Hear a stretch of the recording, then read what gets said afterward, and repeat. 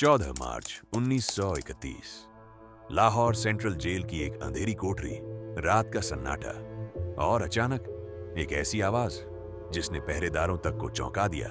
वो आवाज थी हंसी की। हाँ, हंसी। लेकिन ये कोई आम कैदी की हंसी नहीं थी। ये हंसी थी एक ऐसे इंसान की जिसे कुछ ही दिनों बाद फांसी पर चढ़ा दिया जाने वाला था।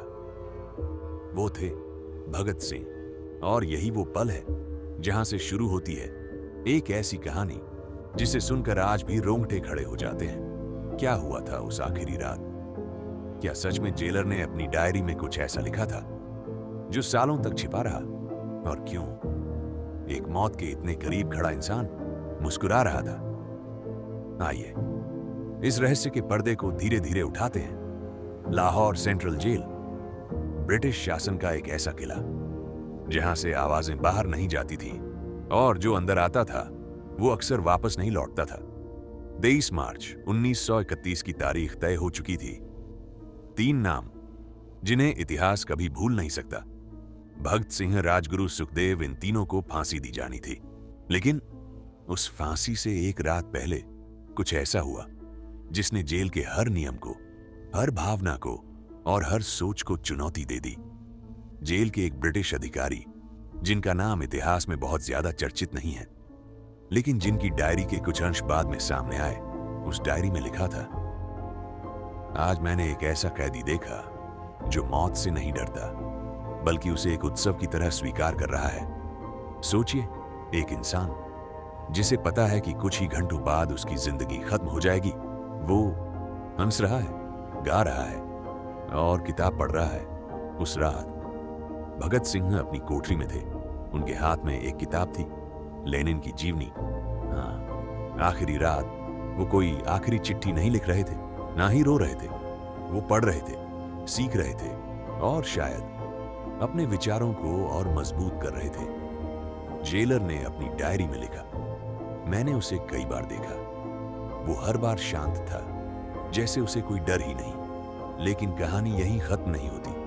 रात के करीब 9 बजे जेल के गलियारों में अचानक एक गीत गूंजने लगा। सरफरोशी की तमन्ना अब हमारे दिल में है।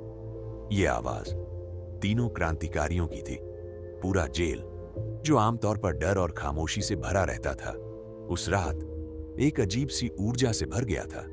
जेल के कुछ पहरेदारों ने बाद में बताया, हमने पहली बार किसी को मौत के इतने करीब देखकर इतना निडर देखा था। और यही बात उस ब्रिटिश जेलर को सबसे ज्यादा विचलित कर रही थी। उसने लिखा, मैंने कई कैदियों को फांसी से पहले देखा है, लेकिन ऐसा कोई नहीं जो मौत को इस तरह गले लगाए। अब सोचिए, क्या चीज थी जो भगत सिंह को इतना निडर बना रही थी? ये सिर्फ देशभक्ति थी या फिर कुछ और गहरा? दरअसल भगत सिंह सिर्फ एक क्रांतिकारी नहीं थे, वो एक विचार थे, एक सोच थे। उन्होंने अपनी जिंदगी में कई बार लिखा, जिंदगी लंबी नहीं, बड़ी होनी चाहिए। और शायद इसी सोच ने उन्हें मौत से भी बड़ा बना दिया। उस रात तीनों दोस्त एक साथ बैठे, बातें की, हंसे और यादें साझा की। कोई डर नहीं, कोई पछतावा नहीं, बस एक संतोष था कि उन्होंने जो किया वो सही था। जेलर की डायरी में एक और लाइन थी, जब मैंने उन्हें बताया कि फांसी का समय आ गया है तो उन्होंने मुस्कुराते हुए कहा, ठहरिए, पहले एक क्रांतिकारी दूसरे क्रांतिकारी से मिल तो ले। और फिर तीनों ने एक दूसरे को गले लगाया। यह पल इतिहास का शायद सबसे भावुक और सबसे शक्तिशाली पल था, जहां मौत खड़ी थी और सामने 3 मुस्कुराते चेहरे। एक और चौंकाने वाली बात, आधिकारिक समय से पहले ही 23 मार्च 1931 की शाम को फांसी दे दी गई। क्यों? क्योंकि ब्रिटिश सरकार को डर था कि अगर सुबह फांसी दी गई तो जनता का आक्रोश बेकाबू हो जाएगा। लेकिन फांसी के बाद भी कहानी खत्म नहीं हुई। जेलर ने लिखा, जब उनका शरीर नीचे उतारा गया तब भी उनके चेहरे पर वही शांति थी। यह सिर्फ एक घटना नहीं थी, यह एक संदेश था कि विचारों को, हिम्मत को और सच्चाई को कभी फांसी नहीं दी जा सकती। आज भी जब हम उस रात को याद करते हैं तो एक सवाल जरूर उठता है, क्या हम उस साहस को समझ पाए हैं? क्या हम उस सोच को जी पा रहे हैं? जिसके लिए भगत सिंह ने अपनी जान दी। वो रात सिर्फ 3 लोगों की आखिरी रात नहीं थी, वो रात एक नए भारत की सुबह थी। और शायद इसलिए जब भी इतिहास के पन्ने पलटे जाते हैं तो उस अंधेरी कोठरी से आज भी एक आवाज आती है, इनकलाब जिंदाबाद। ये शब्द सिर्फ उस जेल की दीवारों तक सीमित नहीं रहे, बल्कि कुछ ही घंटों में आग की तरह पूरे देश में फैल गए। लाहौर की सड़कों पर एक अजीब सा सन्नाटा था, लेकिन उस सन्नाटे के अंदर गुस्सा था, दर्द था और एक उबाल था। लोगों को आधिकारिक खबर मिलने से पहले ही कहीं से फुसफुसाहट उठी, उन्हें फांसी दे दी गई और फिर वो फुसफुसाहट एक तूफान बन गई। कहा जाता है कि अंग्रेजों ने डर के कारण सुबह का इंतजार भी नहीं किया और तय समय से पहले ही शाम को फांसी दे दी। ना कोई आखिरी सार्वजनिक घोषणा, ना कोई अंतिम दर्शन, लेकिन सच छिप नहीं सका।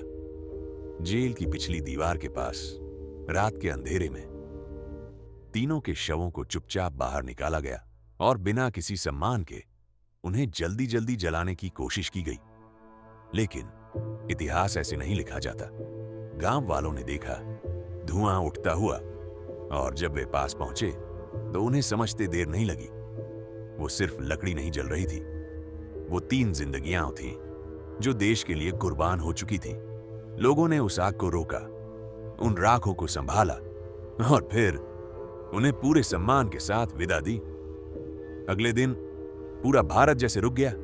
स्कूल बंद, दुकानें बंद, हर गली, हर शहर बस एक ही नाम गूंज रहा था, भगत सिन्हा, राजगुरु, सुखदेव। लेकिन कहानी यहीं खत्म नहीं होती, क्योंकि मौत ने उन्हें खत्म नहीं किया, बल्कि अमर कर दिया। उनकी सोच, उनका साहस, उनकी हंसी।